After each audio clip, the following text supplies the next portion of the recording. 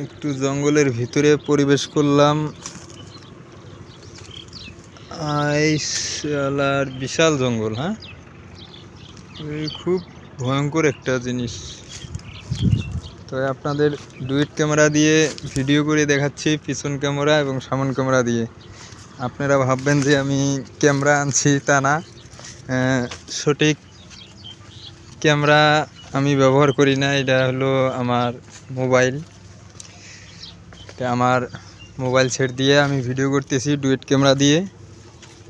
আপনারাও পাবেন অবশ্যই, আপনাদের মোবাইলও যদি থাকে তো এসব ভিডিও করতে পারবেন। একসাথেই ডুয়েট ক্যামেরা দিয়ে ভিডিও অতি সুন্দর। তো মোবাইল ফোন কোম্পানি অনেক সুন্দর সুন্দর আপডেট করছে, তো আমার কাছে এটা খুব ভালো লাগলো। এই তো এখন বাড়ায় পড়ছি, সামনে মনে হয় হরিণচালা। রাস্তাটা একটু মোটামুটি বড়ই আছে, অনেক জঙ্গল জঙ্গল। জঙ্গলের ভিতরে গেলে গেলে আমি শেষ, মরে যাব। কত দেখো, এই জঙ্গলের ভিতরে দেখো, দেখা যায়। আপনাদের একটু জুম করে দেখাচ্ছি ভিতরে।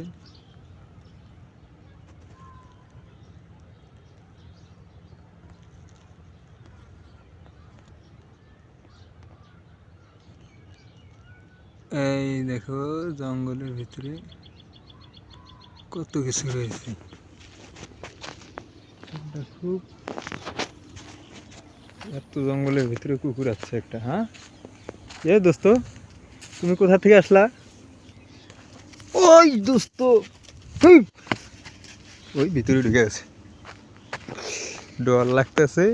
দেখি কুকুরটা কোথায় গেল, একটু দেখাই। ওই রে, হাই শালা, দেখছো হরিণ যারা উঠতেছে। বন্ধুরা, আপনারা বেশি বেশি করে শেয়ার করবেন, ফলো করবেন। এই যে স্ট্যান্ডার্ডের বামনডারি, এটা তার বামনডারির পিছনেই এই জঙ্গলগুলা। হরিণচালার সাইডেই স্ট্যান্ডার্ডের পিছনে। আপনারা আসবেন, আসে দেখে কত সুন্দর। খালি জঙ্গল আর জঙ্গল। এই জঙ্গলে যদি রাত্রে আসা যায়, এখানে কি কেউ ভালো থাকবে? রাত্রে আসলে গেলে নিজেই হার্ট স্ট্রোক করে মারা যাবে, কিছু বলতে হবে না, একাই। এই জঙ্গলের ভিতর দিয়ে আসা বড় মুশকিল। এখানে হয়তো ময়লার কিছু কাগজপত্র ছিল, সব পুড়ে দিয়েছে, সুগন্ধ করতেছে অনেক, দেখতে পাচ্ছেন।